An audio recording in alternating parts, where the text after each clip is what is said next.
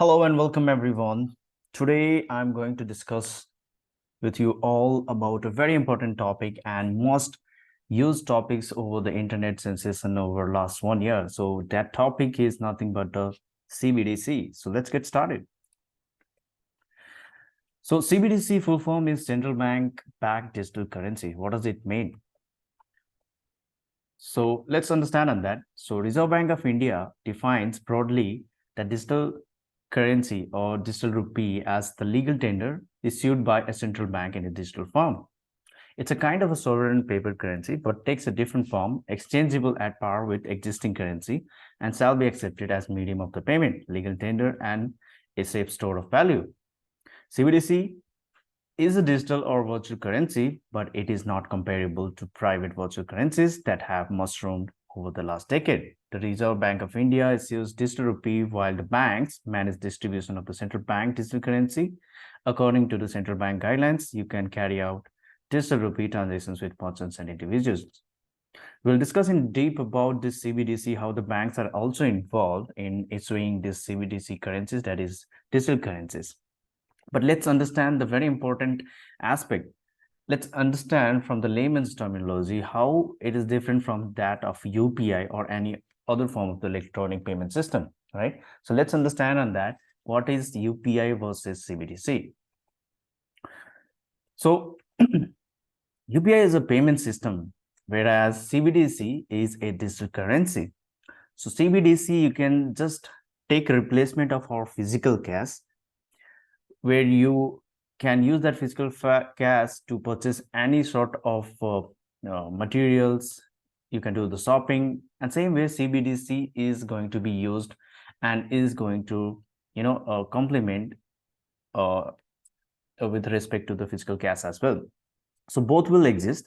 It doesn't mean that the physical cash will no more will be existing. It definitely it's going to be there in the market, but it complements this, provides a sort of digitization in terms of how you are managing currencies or securities or financial aspect as well, right? So it is just another form of making payment, or just a digital form of your physical cash. That's it. You can indeed encash your digital currency, which is backed by your CBDC, which is available in your app, by your physical cash as well, with respect to your bank, which is providing this feature for you in terms of digital currency. So UPI is one of the mode of the payment amongst many offerings like NEFT, RTGS, IMPS, etc. Whereas CBDC is accepted legal tender just like a physical cash. So all your physical cash, if you have seen, it is actually backed by your Reserve Bank of India. All the currencies, 100 rupees note, 5 rupees note, 10 rupees note, whatever it is backed by your central bank. But whereas the UPI is just a payment system, and via which you can make your UPI, which is a real-time payment system. So in UPI, movement of funds is between the parties bank. For example, State Bank of India is offering UPI facility with that of your SDFC at the beneficiary bank side. So two parties involved in that. The messages are released from the respective banks when you initiate a UPI payment from your app, right? So definitely two banks has to be involved, whereas in CBDC, you do not need a bank in order to make a transaction. That is one thing. But when I say that bank is not involved in the messages, it doesn't mean that the bank is nowhere involved. Bank definitely is involved in terms of providing you that digital currency in your app, wallet.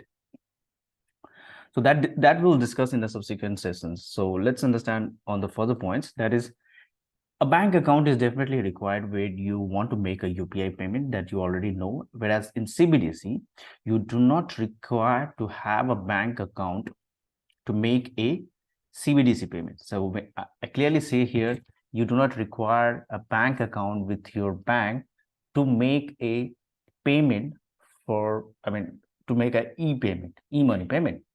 But you just need a platform where you can purchase e-money, and that platform is nothing but your bank, right? That is the only difference. And that is where your bank is involved in terms of the CBDC or e-money. Intermediation of the bank is required for the payment or transaction in UPI. That is true. Without that, you won't be able to make the UPI payment because a registration is required. And then once you initiate, the request goes to the respective banks, and then the responses comes in, and then the settlement happens. A lot of things is there in the UPI. Whereas in CBDC, as I tell, intermediation of the bank is not required. UPI since only a payment system, so no concept of the convertible into physical cash. So yeah, the UPI is not any form of money, right? So that doesn't require, it won't be, you won't be able to convert it into physical cash. Whereas e-money or CBDC, those currencies or e-money can be convertible into your physical cash, which can be facilitated by your banks or any other platforms as well. UPI is a payment system backed by the central bank, whereas CBDC is a digital currency, or just like a physical cash, which is also backed by a central bank. So UPI is not a money or digital money, right? So that is a system which is again falling under the Reserve Bank of India, under the NPCI Corporation. So that is the thing. So this is the major differences. Now, hope you got the main, differences between the UPI system and then of CBDC currency, that is a digital currency.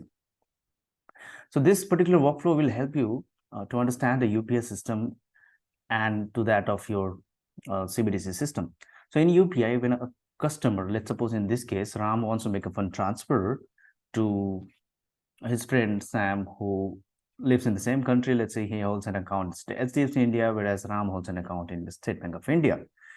He uses his any of this UPI based channel, whether it be Google Pay, Phone Pay, etc., which has been linked to his bank account. So that linking of the bank account is important over here, right?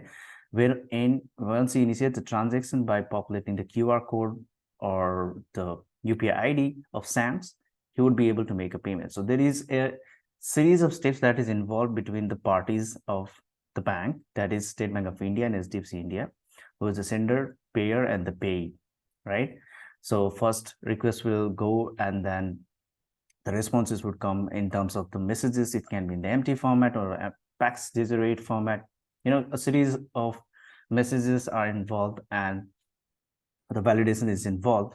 That is taken care by the NPCI, which is the provider of this unified payment interface that provides your UPI payment facilities, just like NEFT and RTGS which take care of those kind of system. NPCI take care of the UPI functioning, right? So, and then the payment will get settled, and then Sam will receive it. So what I'm trying to mean over here is these two banks are involved. You need to have the accounts with the banks, then only you will be able to make the payments, right? Whereas in CBDC, right? In CBDC, you do not require bank in terms of communicating the transaction. You just need a bank where you can purchase a currency, that is e-money. And once you get that in your wallet, that is in the form of, you can have it in your mobile or in the form of web, and then you can make a payment to another person who holds certain, accounts in the wallets, or there are also QR codes would be there where you can make a payment. And over here, everything is between this you and your party, and the in between, there's no banks involved over here. You just CBDC platform would be there wherein it will settle down the payment between one party and another party. So you just imagine in this way, instead of e-rupee over here, you have this physical cash. Now, physical cash, Ram is giving it to Sam for any of those need, right? Or he should have lent it or something.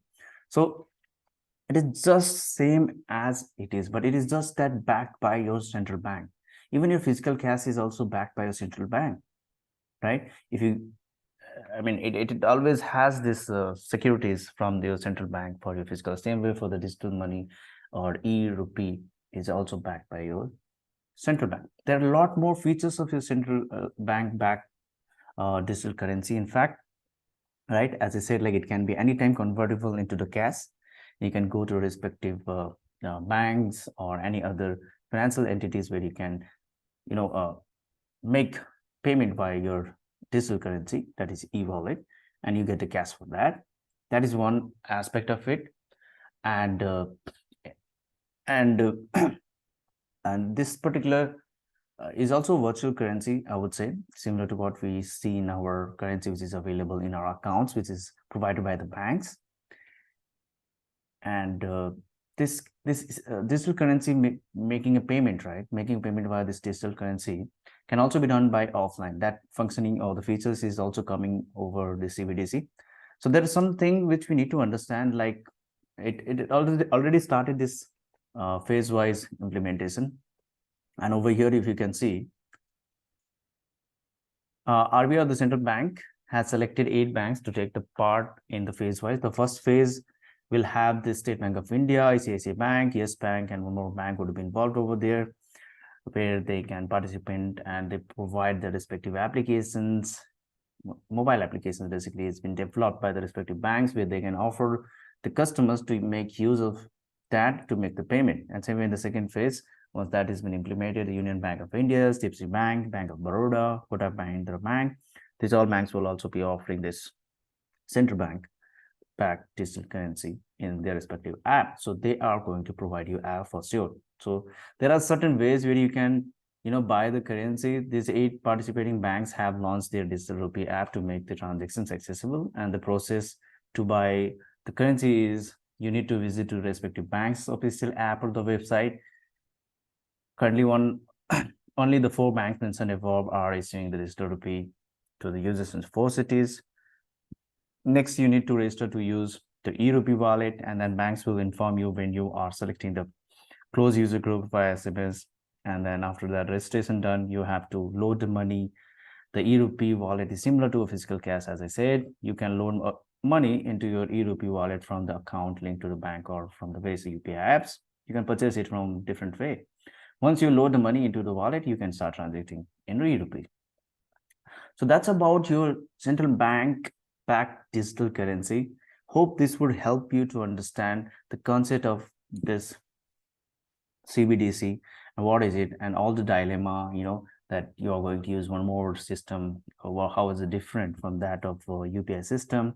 So it is altogether different, and it definitely helps any country, especially a country like India, where they can monitor the money flow, right? So that they can plan their upcoming economic activities. So it will definitely help central banks to monitor the payments, and they can plan good growth planning in terms of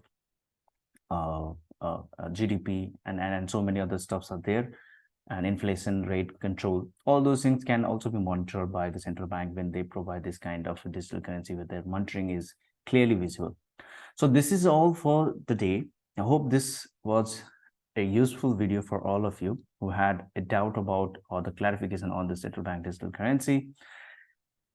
I'll see you next time, guys. Thank you for watching this video.